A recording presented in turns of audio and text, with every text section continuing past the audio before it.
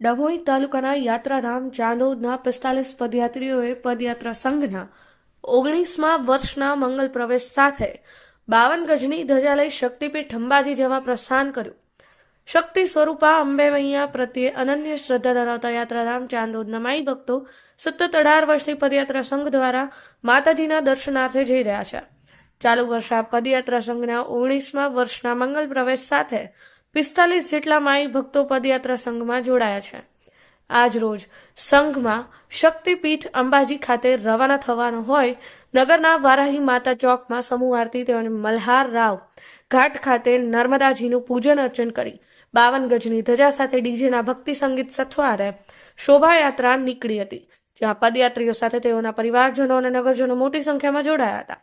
ધજાજી સાથે નગરમાં નીકળેલી શોભાયાત્રામાં રાસ ગરબાની રમઝટ સાથે બોલ મારી અંબે જય જય અંબેનો ભક્તિનાદ ગૂંજી ઉઠ્યો હતો અને સૌ કોઈ ભક્તિના તાલે ઝૂમતા નજરે પડ્યા હતા.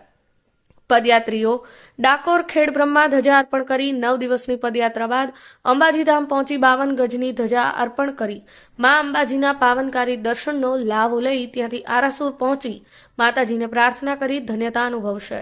ફઝલ રઝા ખત્રી, પાટણ ન્યૂઝ 24, પાટણ.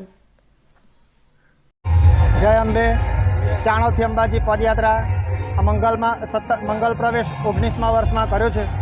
મા જગદંબાના આશીર્વાદથી પ્રતિ વર્ષ પદયાત્રાની અંદર સંખ્યાઓ પણ વધતી જાય છે. ચાલુ વર્ષે 45 જેટલા પદયાત્રી જઈ રહ્યા છે અંબાજી. 10 દિવસે મા જગદંબાના ધામ પહોંચશે અને 52 ગજની ધજા અર્પણ કરશે.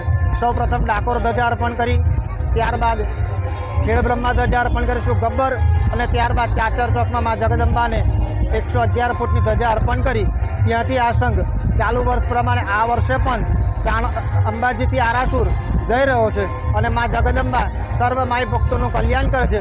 સાથે સાથે અમારા સમગ્ર ચાણોદ ગામનું પણ મા જગદંબા કલ્યાણ કરે, રક્ષણ કરે એ અમારે સર્વે પદયાત્રીઓની ભાવના છે અને મા જગદંબા સર્વેને શુભ અને સારા આશીર્વાદ પ્રાપ્ત કરે.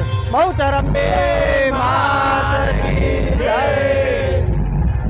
જય.